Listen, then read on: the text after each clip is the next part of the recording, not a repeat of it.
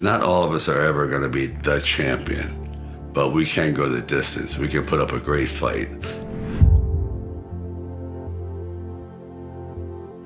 Nothing's braver than knowing you're going to lose. You're going to take a beating. You're done. But if you stood up to this class bully, you did something that no one else had the guts to do. You want to leave some footprints, on the canvas of life. And they don't have to be big ones. Everyone doesn't have to be a world champion. It's just the fact that you gave it your best. Because that's the Rocky philosophy. He never expected to be a champion. He just wanted to go the distance and have a little dignity. And that's pretty much the ongoing theme. They come into you through millions of years of instinctual development, culturally, spiritually, and actual genetic development. They know how to push the maternal button. I don't give it how tough you are. We all need it. To be a great man, you need to be nurtured in the proper way, reinforced, pushed, validated, loved, and also reprimanded when you're not doing what you should do. God is a very, very strong element, a cohesive element. But there's always a but. You ever try praying to yourself? Put yourself in abeyance, not in the mirror, but go, okay, this is what I want. You can call it positive reinforcement. There's so many different terminologies for that, but actually look at you, request something. When you're in fear of something, I pray to you not to be afraid. I pray for you to be successful. I pray for you to have proper knowledge and sympathy for the planet in general. To you, not something other, which is great. But narrowing it down to you praying to you, I think is an interesting concept. Keep punching. I've known a lot of people that are, in real life, are not so nice, but the perception is incredible. They're very smart. They didn't go toe to toe. They went around. They navigated. They went left when you expect to go right. They went low when you expect to go high, and vice versa. Instead of throwing a roundhouse hook, they walked away. And you go, oh, wow, I thought he was going to unload on me. No. And right away, you put people at ease, and then you get your point across. Like Apollo Creed says, be a thinker, not a stinker. Use your brains to get ahead and not your muscles. Be tactful, clever, ingenious. Even the guys that are billionaires, they started out as underdogs. No one gave it to them. Someone in the family, perhaps, had to earn it and pass it on. But that first one, the guy that went into the unknown, unprepared, but prepared mentally, but perhaps unprepared for what was going to come at him from so many different directions. And when I say that come at him, I mean those obstacles that wanted to defeat him, including his own fear, and they were overcome. So, as Rocky would say, it ain't over till it's over. I had a very tumultuous upbringing, very physical, and rough father, rough everything. And I was thin. I just was not genetically, what would you say, a mesomorph. I was an ectomorph. Yeah. Thing. And I went to see a film one day, and it altered my life completely. It was Steve Reeves in Hercules Unchained. And when he struck that pose, I had an epiphany. I went, that's who I want to be. That's a man. That's, oh my God. And I ran out of the theater after that and went to a junkyard and started lifting little brake drums or anything that I could lift. It was like 30 pounds, whatever. And I never stopped.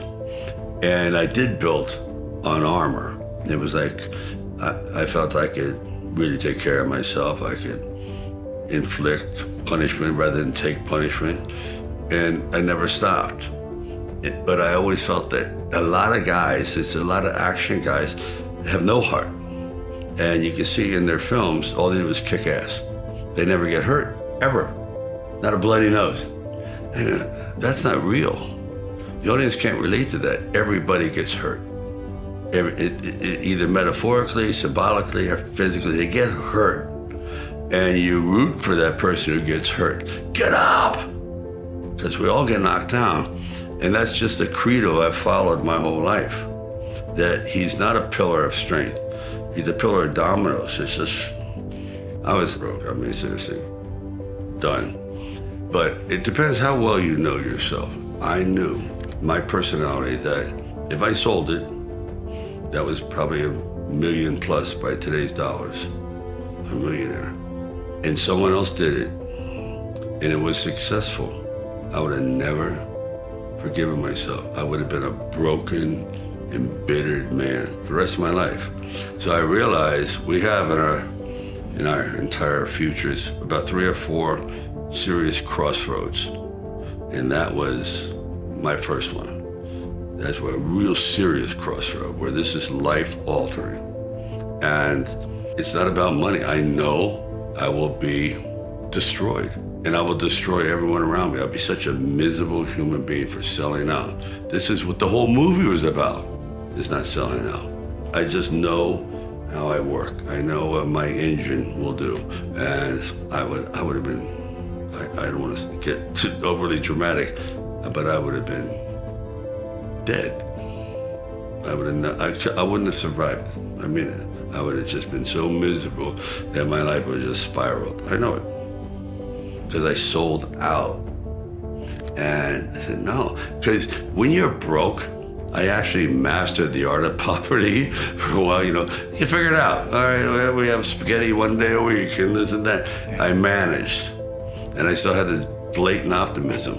But if I had sold out, oh my God. And I knew it. And they tried. I mean, believe me, they tried. This is it. This is my only chance. Because I was always getting cast as a thug. That was it. I was always beating up Woody Allen, beating up. So when I wrote this, I wrote as a thug. He's a thug. But he can't even do that well. He can't break the guy's thumbs. He can't do anything. He's really a gentle guy. I don't like to argue. I don't like stress. I don't like conflict. But sometimes you have to face the conflict and the stress and the source of that and get it out of the way. Don't keep it inside. Somehow you have to purge yourself of this thing that's eating you alive. But sometimes you just have to offend someone who's offending you. That's fair. And it takes courage. Actually, it takes courage to do a lot of things. It takes a lot of guts to stay in school. It's courage. It takes courage to get up every morning and bravery and pushing yourself when you don't want to go to work, to supply food for yourself and your family. It takes courage to stick your head above the crowd and voice your own opinion, even though it's not a popular one, but it's one that you feel so deep in your soul that you have to get it out. You can't go through life living on lies. Quite often, you just have to stand up and grab life by the throat and not let go until you succeed. Courage. You all have it. It's just pushing the red button. The world ain't all sunshine and rainbows. It's a very mean and nasty place, and I don't care how tough you are, it will beat you to your knees and keep you there permanently if you let it. You, me, or nobody is gonna hit as hard as life. But it ain't about how hard you hit. It's about how hard you can get hit and keep moving forward. How much you can take and keep moving forward. That's how winning is done. Now, if you know what you're worth, now go out and get what you're worth. But you gotta be willing to take the hits and not pointing fingers saying you ain't where you wanna be because of him or her or anybody. Cowards do that, and that ain't you. You're better than that. I thought, let me try a formula. Imagine if this is what you do, you woke up, you're now a gangster. Yeah. You're in this world, but you decide you're your same personality. You're not gonna all of a sudden be the gangster guy with the dead eyes, or everyone's posing and being tough and that kind of thing. No, you're charming, you're outgoing, you're exactly the same you are until somebody crosses that line and disrespects you, and then you're back to yourself again. So I thought, why don't I just be me? You know what I mean? Try to be that. So, and which is the hardest thing to do in acting, is to actually be yourself. It sounds easy, but as soon as you're in front of a camera, you lock up. I don't care who it is. You still, to this day, there's always that butterfly thing, and it takes years of learning how to, as you know, to calm down in front of the camera, where you can sit there and scratch yourself. I don't always feel like, what do I do with my hands? That kind of thing. Well, that's what has happened in this show, that I'm basically playing me as the fella who's a gangster, but he's also charming and nice. He's not trying to be threatening. But if he's threatened by other bad guys, then you see him kick into gear.